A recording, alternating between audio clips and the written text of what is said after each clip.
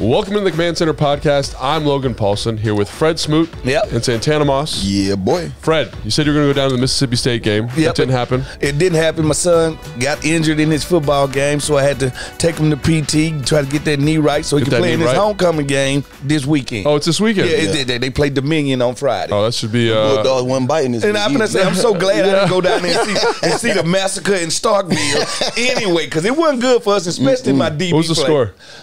First of all, check this out. They were getting it behind. Wide receiver Neighbors literally had 163 yards receiving in the first half. In the first half? In the first half against... Because you didn't go. Yeah, I'm glad I didn't go. No, but you could have given this the halftime speech.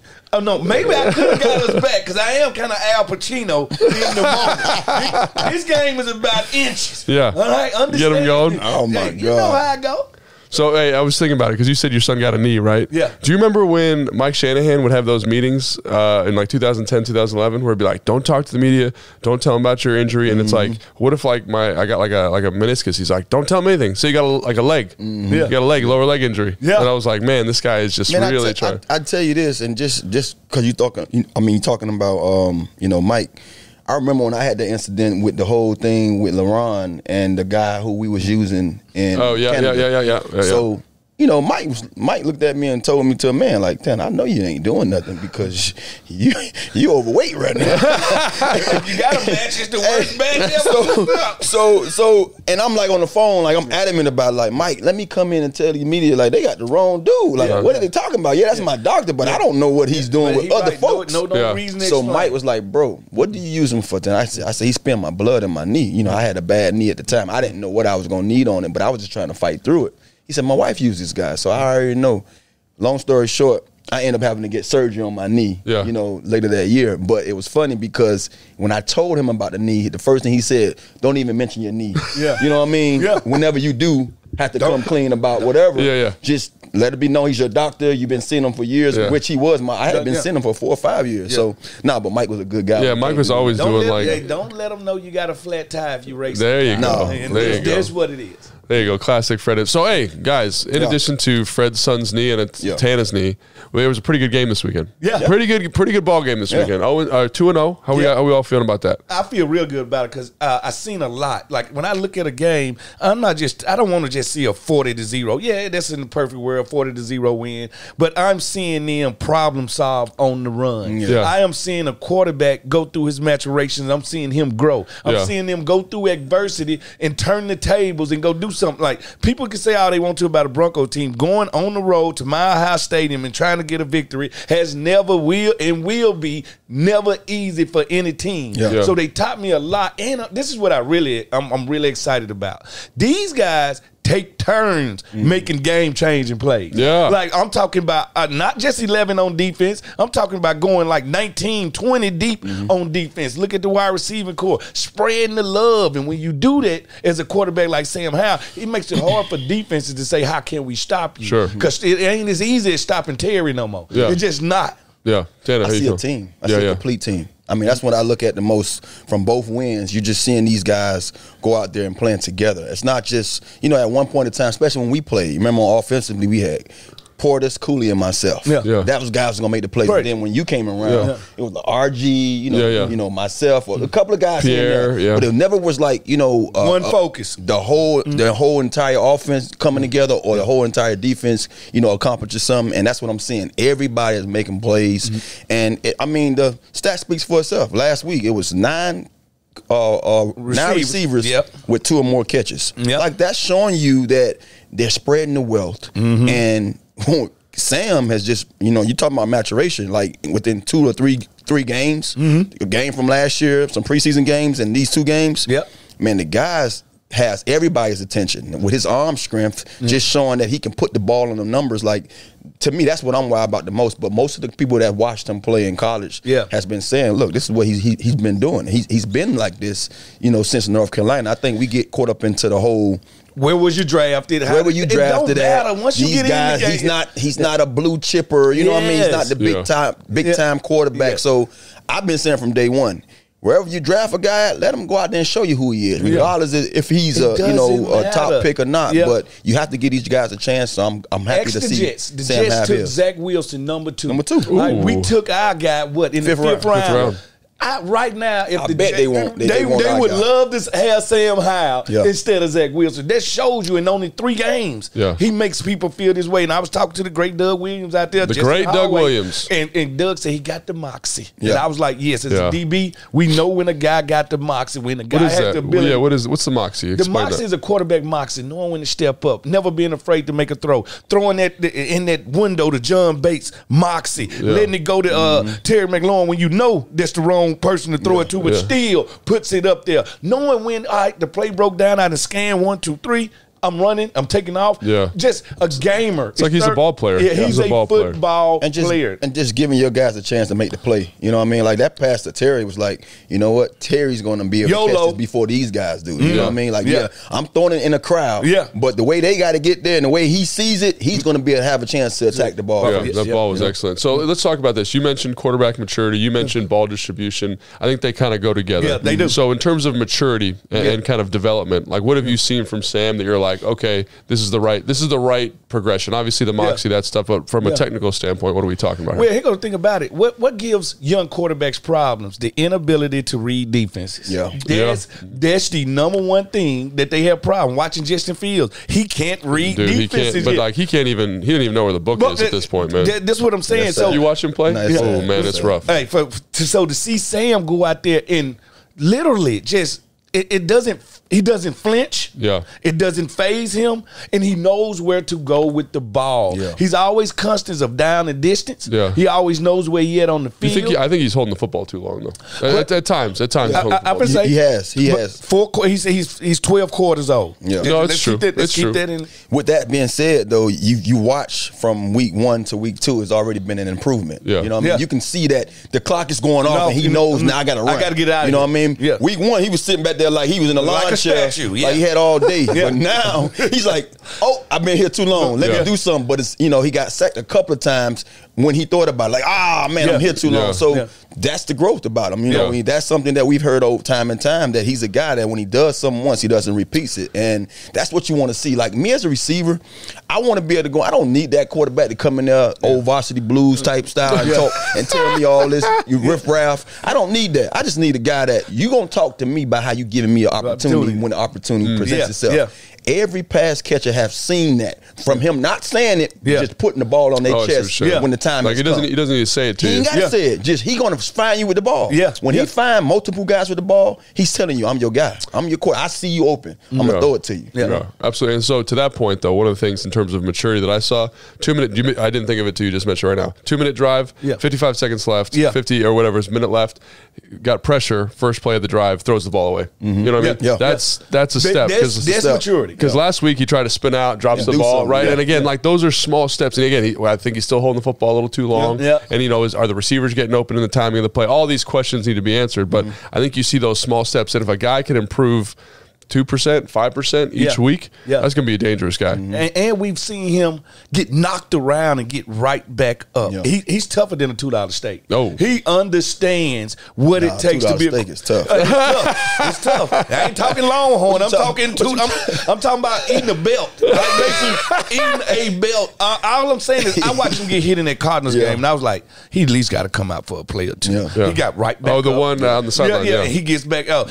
In this game from Randy Gregory. Gregory turned the corner, laid him out. He gets right back. He goes to the huddle, and that endures you with your team. I'm sorry. They let you know I ain't coming out this game. I'm here to stay. He's not a big guy. You know, like when you see him stocky enough. But he's enough weight on him. Small. He reminds me of myself as a receiver. Like kind of like put together. Put together, like he's solid. You know what I mean? Like he can take a hit. You know what I mean? He's a guy that you put him in the fight. He can take a punch. You ain't knocking him out. You're gonna have to fight. You know what I'm saying? So he's showing you that throughout his play that he's a guy that and I hope I don't have to see him going through any more what we saw in the Arizona game, because that was just stupid. That was senseless. But he just showing you that, man, look, man, at times I'm gonna need to use this stocky body. And at times I got this rocket arm. Every time I'm gonna let this thing go. You know what I mean? He does have a flamethrower. Let's talk about the distribution of the ball, right?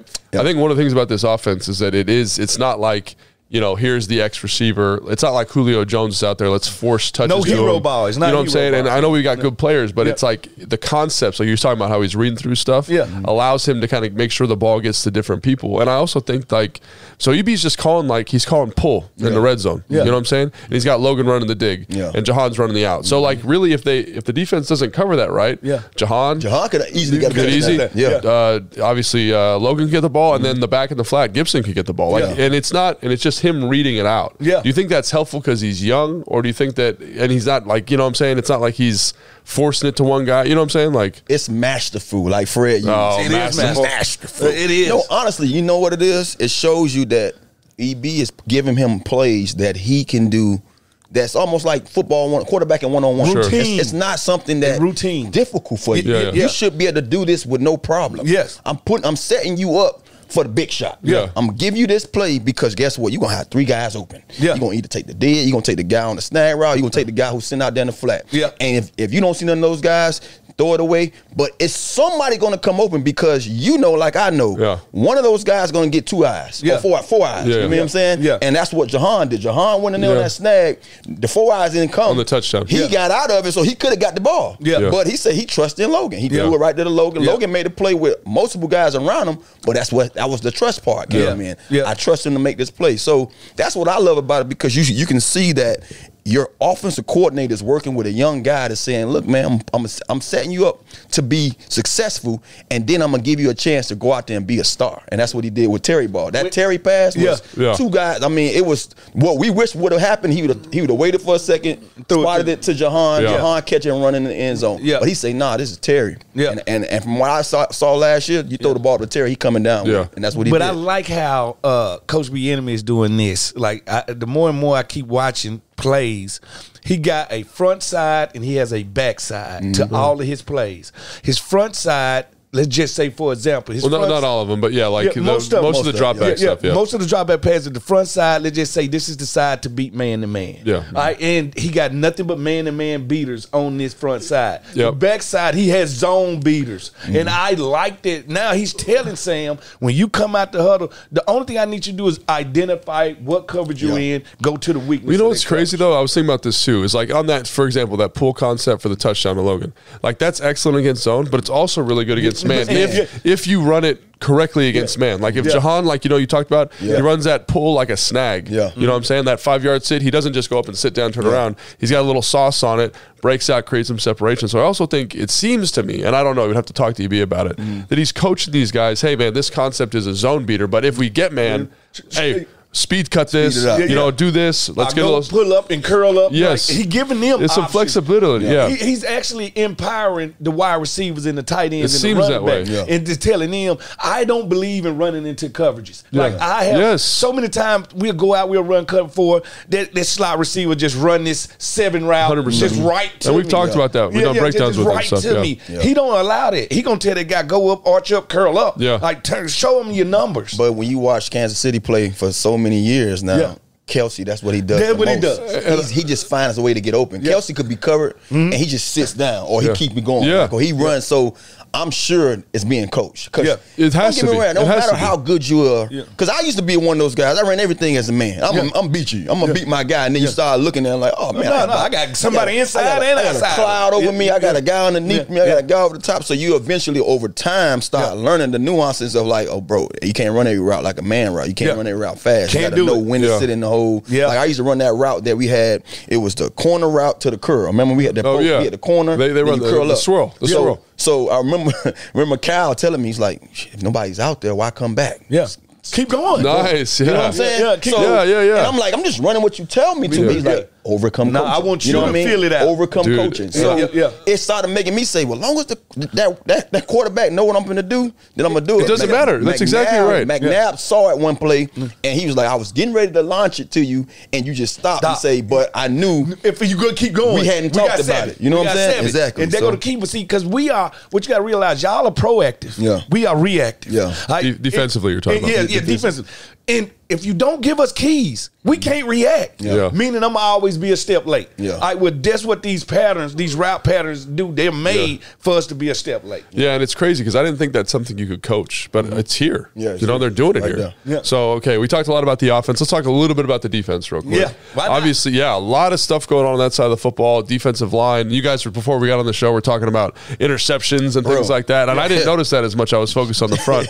So, what's our big takeaway from that group? Obviously, 21-3 to start the game, first quarter. Not great. Yeah. But they're able to turn around. But guess what? That's always been the Broncos' MO. Start fast, get you behind. Has it?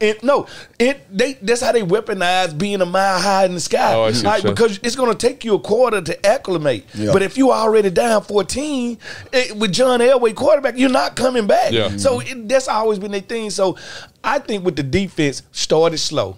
Tried to feel it out. Russell got out there. Once they figured out, okay, this is how they try to attack us, they trying to run on the edges, and they trying to set up play action. Sure. Once they understood that, they let the dogs go. Yeah. Because those defensive ends, those defensive tackles, they won that game with trench warfare. Yeah. Right? And we left some interceptions on the carpet. Yeah, Deep throws, so, yeah, Ford's what were supposed they? to have three leading the NFL four or right five now. picks out there. 4 or 5? Easy. Yeah, easily. Man. Easy. A lot And of that's a great sign. I don't want to cut Fred off, but you know, one of the things that stood out to me just watching it, I finally got a chance to watch it. I thank the Lord that we got NFL Plus where we can watch these games. Yeah. Honestly, what I seen that was just it was just like hard to miss. Broncos just ran their first 15. Like they had that script. They had their script and say that was fast 15. and they hit on it. You know what I mean? They was hitting. Yeah. And then you gotta understand. We was driving on offense and wasn't scoring. That's true. So when you're doing your thing offensively, putting our defense back out there on the field when we're not doing our job, then now the Broncos hitting. The defense just had to gather themselves and say, okay, now you done shot your wad. Yeah. Now what? You know now what, I mean? what you gonna do? So, Like, and that's where what are the adjustments? Yeah. Like, what are you gonna do now? Yeah. And that's what it's about. And that's any team. When they had them 15, they feel good about them 15. Yeah. Them first 15, it's like everybody know who's gonna get the They ball. was 100 for 100. But guess what? They couldn't miss, right? But when we settled down, But they said, here go the clear picture. I want to ask you something before we get into that. So that toss crack run, we used to call it taxi, taxi and truck. Remember that? Yeah. So they have a hard time. I don't know, man. But they have a hard time fitting that run, and we're going to probably see that. We're going to preview this. We're going to see it this weekend. We're going to see Until it. we stop. But why are they having such a hard time with that? I think it's because the corners are not crashing down. You think so? The corners, you got a couple of options. I can crash down and take this pulling guard on, or this tackle, or this tight end, whoever they send out here to block me, and I can either start a pile, and if I start a pile, I make the running back stop his feet, regather, give time for my troops to come get him. Yeah. I can slide, turn that curve, and try to jump in there and make that tackle. Yeah. So you think it's the corners? But our corners are not getting dirty. They still standing up. Yeah. Like when you can't take on the sweep, Greg Williams always told me, if you taking on a toss sweep, standing up, you basically gave up 30 yards. Oh, really? So you got to go ahead and fall. I got to so go start a pile. Cause the pile. I got to start chaos. Yeah. I got to start chaos. Organized chaos. I have to start it. It's so funny you say that because I was always like in truck, I'm the first puller. You know what I'm saying? Guy. So I'm a big guy, right? Yeah. And I get out there with the corner, and then like in the preseason, you just get out there and just mollywop some I'm diving. 180 pound corner who doesn't know what he's doing. I'm diving right at your head. So that's my story. So then it's the next. So real bullets, starters. I get out there. I'm like, all right, it's going to be just like the preseason. And this dude cut my thigh pad so hard, like one of those. Had that bruise. The quad contusion, bro. And I hit my head, bow, the whole deal. And I was like, oh, okay, this is a little bit different. That's how you stop a toss sweep. That's how you stop it right there. And just from me watching it and listening to you yesterday, I was sitting there watching it last night. I was like, oh, I see what Fred talking about, because if you watch both times, our corner showed up outside. He allowed them guy to cut back inside, but he didn't cause a pile. He didn't make no chaos. And so that lane, that whole, running backs, they are shifty. Once he saw a crease, he just slid. He slid up through that thing, and they just so happened to time up Barton. Barton saw it.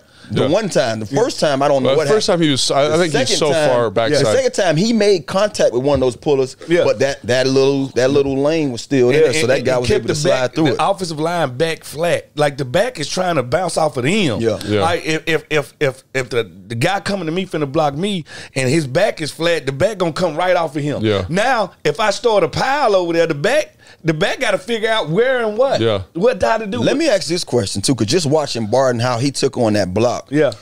Do you think, because you all, like most defenders know when they can make a play and not? Yeah. You know, I saw that play and I slowed it down from the.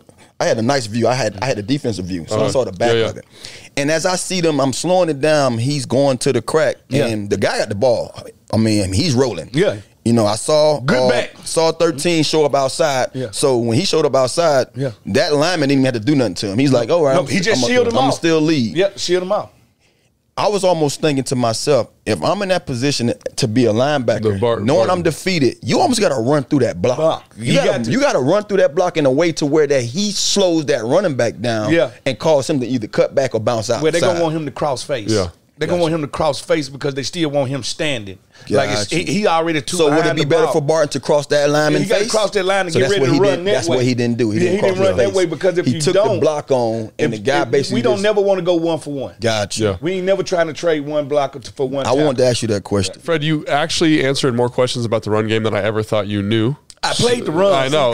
It is kind of crazy. I was 170 pounds. As any of my defensive coordinators, I tackled well. Yeah, all right. He threw a chicken arm out there. Chicken wing. I left a couple wings on the field. All right, but let's talk about something that I think you know a little bit more about, and that's that explosive play to Marvin Mims.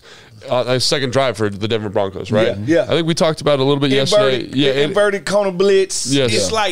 It's like an offensive play called a dream. Like, I practice against these type coverages, and if they give this coverage, we're going to go to this play. And guess what? It was just timing right there. You got both corners coming in trying to get a sack. You got the safeties one-on-one with the wide receivers running double moves. Yeah. It's working in your favor if you can block it up. And that was going to be the big question on that play. Could they block it up? They blocked it up. I'm not shocked that they completed it. Yeah. And I can't point at one DB and say it's his fault. Yeah. It was the play call that got him beat on that one. Yeah. I agree. They were spot on. I mean, I watched it on Tim, like, perfect timing. You know what I mean? Perfect play. Because really the person matching that vertical is Cody Barton. Yeah. The middle linebacker. And like, come on, like, not gonna work. I'm guarantee you they was in film studying. Like, if we catch him in this, this is gonna be who. This is who's supposed to be matching you right here. And we saw a couple of times Barton flying around, but we don't want to see him in the pass. I want to see him 40 yards down the field. And I think they ran that corner blitz thinking, all right, Russell is finna try to get outside one of these pockets and do what Russ do and try to get the cooking. So maybe I can get some speed instead of some strength chasing him on the play. It just was a bad setup. But also, like, if you're bringing those toss crack plays, those taxes and runs, it'll stop screen that plays, it'll stop. So I understand what he's doing, but I don't want to jump the gun, but I feel like I just want to mention this. I was also surprised the one that got Forbes on the sideline when he was in a tight split and he ran the fade to Forbes tried to grab his arm off the press and Buddy went to booking. You know what I mean? Mims is a fast dude. Now.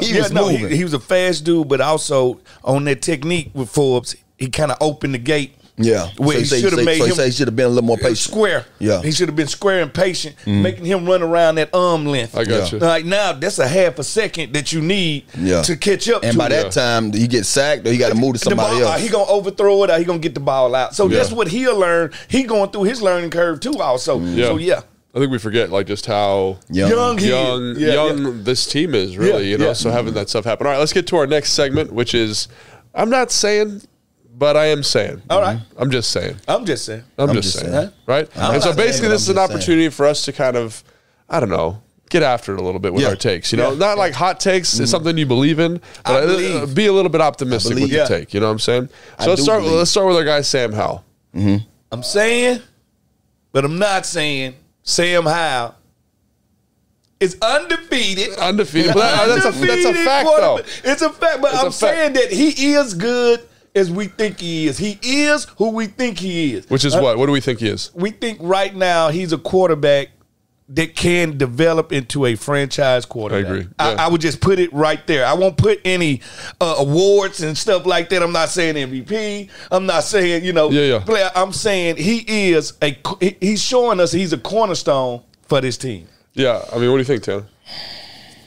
Well, he just asked or said? Yeah. So, what no, I'm just saying, you're in it. I feel him with that. But I was going to get to my point when I'm saying, I'm not saying, but I'm saying. I want to make my point. Yeah, what is it? What's your point? I'm not saying, but I'm saying. I'm going to go back to Sam. in our division, he's sneaky, probably one of the best 2 passers in our division. Dude, that I like that. I like where your head's. He's not there yet, but he's saying. Yeah. I'm just saying. I like it. You feel me? I like it. I'm like, you on that. Don't quote me, but quote me. You know what I mean? Yeah. I'm like, bro, I'm watching these guys throw the ball, and I think the world of Hurts. he's better than Daniel Jones when it comes to passing in the field. I ain't even putting Daniel Jones in the equation. I'm talking about Dak and Hurts right now. Them, to me, those are the guys that he competing with when it comes to arm talent. Yeah. And I like it, Tanner. I like it. What do they say? What do the kids say? You understood the assignment? Yeah. Tanner understood the assignment. Up and down. And the best division in football. Yeah. I'm saying that now. The NFC East was the best division last year in football. I think it's still the best division in football? I think it's still the best division. Right now, they have the best record of any division in the league. All right. I'll buy that. So, yeah, I'm not saying, what is it? I don't want to say it. I'm not saying, I'm just saying. Yeah. I think he could be the franchise guy. Yeah, I mean that's kind of where I'm at with it. I feel it. And again, like he's not there yet, but the optimistic part of me is like this is the guy, and I approve that message. You do, yeah boy. You got a politician in there. All right, so we're gonna do a couple here on the defense. Yeah. Okay, but let's start with Daron Payne. And you, Tanny, you want to start this one? Yeah. Okay. I'm not saying, but I'm saying Daron Payne might be on Aaron Donald level this year. Dude, it is. He's playing on an Aaron Donald MVP level this year. It's 2 games. Yeah. Tell me I'm lying. Hey, listen. I was about to say though. Listen, my dad a preacher. No, you stop that. I'm just telling you now. No, but to your point though, like that last game when he does that 3-play sequence. Yes. 3 in a row. He almost did that 2 series. I know he had did. one other series where he made 2 out of the 3 plays. Yeah, and again, like for him to, Kyle said this to me when I was in San Francisco, and he was like, I didn't know a guy was going to, I forget who he was talking about. I didn't know someone was going to be elite on defense until they started making plays when it counted. Yeah. And so last week he gets the TFL that kind of starts that sequence where Sweat gets the sack force fumble, right? Yep. This week he like does a 3 and out by himself pretty much. Obviously Sweat helps him with the ET, which is great. But like those are dominant moments. Yeah. And so like I don't know, man. Like I don't know if he's Aaron Donald, but like he's definitely on that kind of conversation for one of those elite, like D linemen, elite D linemen, and like everyone used to say it was Dexter Lawrence for the division, but I think he's kind of he's pushed himself into that category. And I'm not saying, don't quote me wrong, I'm not saying he's Aaron Donald. I'm just saying on the style of play, on the level that Aaron Donald was playing on, like already in 2 games this year, he's been that guy for our defense, for our front 4, making plays, 5, because those guys, we got 4 or 5 dominant guys up front. But when you start to be the guy that we talking about more than the others, then you got to give him that credit, Well, I'm saying, but I'm not saying that Daron Payne could be Sasquatch. It could be a mythical creature. Right? What are we talking about? Bigfoot. Right? I was in the woods not too long ago in Montana. I swear I thought I seen Bigfoot. I looked around, it was Daron Payne. Hey, what is happening? Tanner, get your boy real quick. Where we going, man? One thing about mythical creatures, boy, people hold them. People hold them up high. They call him like it's like seeing a dragon. The stink ape. The stink ape in Mississippi. Right? What I'm saying is, amongst aliens, Montez Sweat is an alien. Chase Young is an alien. John Allen is an alien. But then it's a Sasquatch. Then it's a mythical creature there that's like Tanner just said, that's standing, he's showing up outside of there. We starting to say his name a little bit more. Hey, you see what I'm doing? Yeah. I'm going to hitchhike myself out this room right here because I don't know where we going at. I need a ride. Come get me. He's a magical creature right now amongst other creatures, but he's the one that's standing out. It's the same thing y'all just said. It's something special about what he's doing right now. And I interviewed him last week, and he's so tunnel vision right now. I asked him, did you go fishing or something? He's like, nah. I'm like, why not? Football. I like, did you go ride your 4-wheelers? Because he loved 4-wheelers, like to play in the mud like me. No. Football. Like he is so and he like a lot of that disrespect got to do with the fact Madden does it every year. Yeah. Madden flames. It excites a riot in people. Yeah. And I brought that up to him. He was like, yes. Yeah. I've been mad. Has he really? He said, I was 83 last year. I go to the Pro Bowl, and I'm 83 again. Yeah. Like, so there's no respect make no sense. there. Yeah. And that's what it is. That's that underdog mentality. Yeah. And you're talking about a guy from Alabama. When have they ever been the underdog? Until this year. Like, so him, to have that, understand he playing around greatness, but nobody want to give him his greatness. Yeah. I understand where you at. No, I agree. So I'm not saying, but I'm saying that he might be the best defensive lineman on this team. Like, I mean, Sweat. tell me I'm wrong. Tell me I'm wrong right now. Right, you know, that's hard to say. Based on his production, though, and based on the dominant moments he's producing in, and he could be for the rest of the year. Sweat got what? Two or three. But you know it's more. But, You know it's but more that's than just sacks. like so. how we talk about with I other said forced guys. fumbles. Yeah.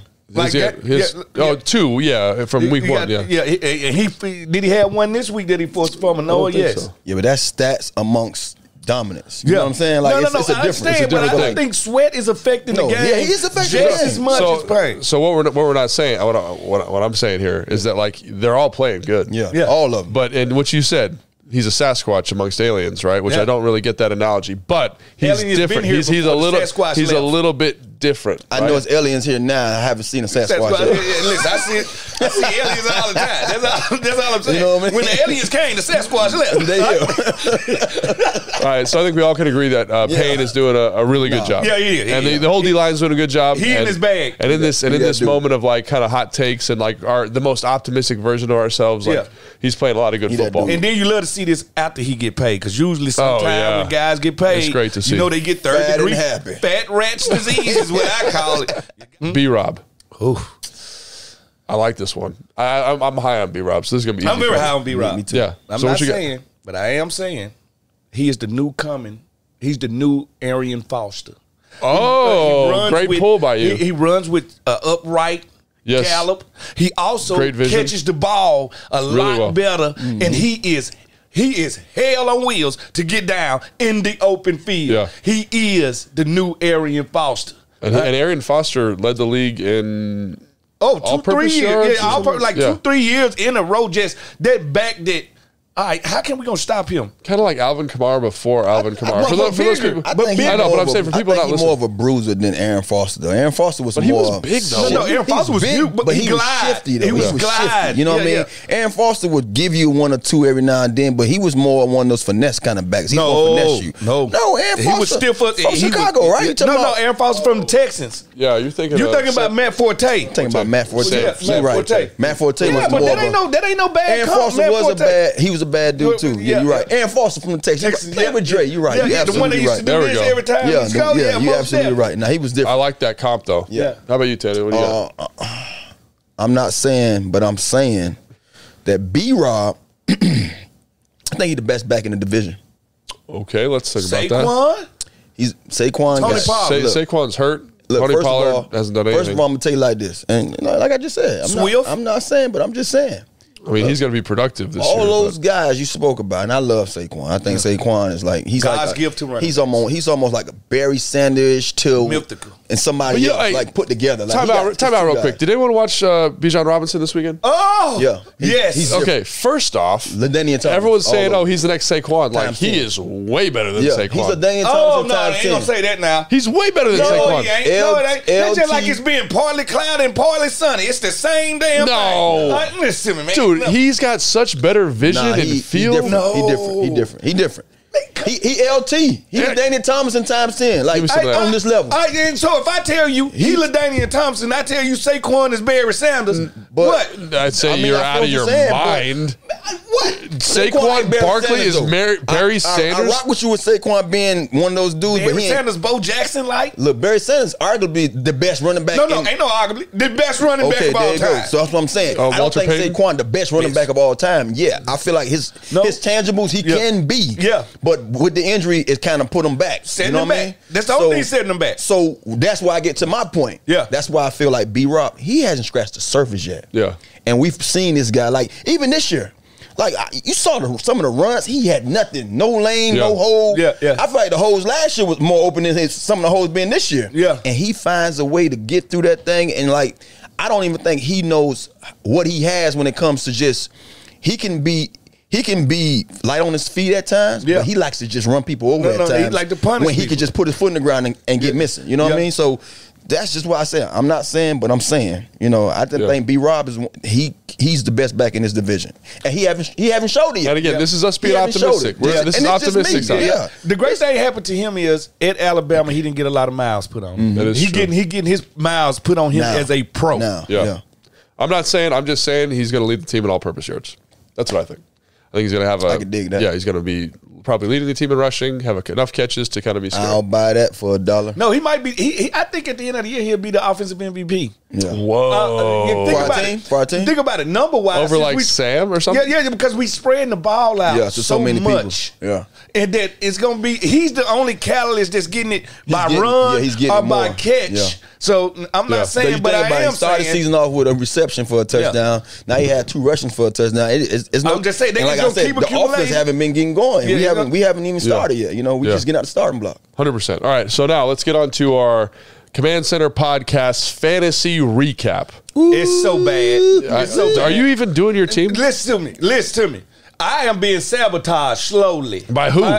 I ain't gonna bring up no names. All right, not on air. Jay, are you sabotaging I us? am sabotage. You know First of all, that what happened when you let AI pick the damn team. He didn't want to be a part of the damn draft, but then now he being sabotaged. I see your face up there, but the players ain't doing that. When I had Justin Fields, I would have never picked Justin Fields. Then I know, and I would have picked Robinson. I like Anthony Robinson. I would have picked him. Okay. Now, don't play him this week. He go out and rush for 2-3 touchdowns. Justin Fields look like he ain't played football in 5 years. I have been set up, and that's why I'm gonna tell you the truth. For the last 10 years, I have been in fantasy leagues. I refuse to pay the bill at the end of the year because of sabotages like this. But it sounds like you self-sabotage. Yeah, he self-sabotaged. Because you could have started whoever you wanted to start. He could They have ain't give me the drafted. code, Nah, so I can go in. they ain't give me the no code. code. They ain't send me no email. That boy such a lie. That boy, hey, when I first got in the draft, I'm like, oh, shoot, Fred on the draft. I see his picture. I have his picture here. He in that thing backpedaling to doing something. But you don't know. I'm in the club. I said, okay, Fred, I'm not the only one on the draft. I knew you weren't doing it. Yeah. So I'm like, well, Fred on this thing. I'll let the AI do mine. Yeah, so that's fair. But that's why I said you can't blame AI when you I'm get not your going to butt blame whooped. AI. The first week you won, right? Hey, I can blame Look AI. at you. They ain't perfect. We don't need them to be perfect. AI is Jason. Yeah. Jason is AI. Yeah. But yeah, you had Mike Evans, who is in a contract year. He got off. And looks like receivers in he's the contract First of all, year. let's think about something. Mike Evans haven't had a year yet without 1,000 yards. Yeah. It's every crazy. year. And how about somebody show Baker Every Mayfield some love? year, yeah. How Well, about somebody show? Yeah. Hey, listen, Baker. They 2-0. that is true. Baker pushing the ball down the damn field. Dude, what do you have? Sorry, Mike Evans 6 for 171. Yeah, that's what I'm telling you. And I think certain players, we just talked about being mad. Baker plays better when he's an underdog. Yeah. He can't be a front runner. Yeah. Like when he's a front runner, he can't live up to that. But when you tell him you can't do something, Man, he gonna bring it out. Mike Evans scoring touchdown. He ain't even celebrating with the team. He's running straight to the bench. Independent contract. He want his money. You hear me? Independent Pay contractor. me. The man throwing the ball and going to the bench. Yeah, just walking over there getting some water. No one talks to him. Bro, he ain't saying nothing to nobody. Well, speaking of other good receivers, Fletch had Puka Nacua, the Chargers rookie receiver from BYU. No, the Rams. Sorry, the Rams. Oh, yeah, he's getting off this year. Dude, he's getting off. What he has over? It's over like 25 receptions. It shows you. Does this make y'all respect Cooper Kupp a little bit late? Does it make y'all bring him down to earth? And I love Cooper Kupp. So I just feel like anybody in those shoes. But this is what I want to say. I'm not going to throw nothing on Cooper because I like Cooper. You kind of want to though. Yeah, No, he want to hate. I feel some hate. No, I don't want to hate at all. Okay, all right. Sprinkler. I don't know how to sprinkle. Hey, salt kill snails, I not dump. players.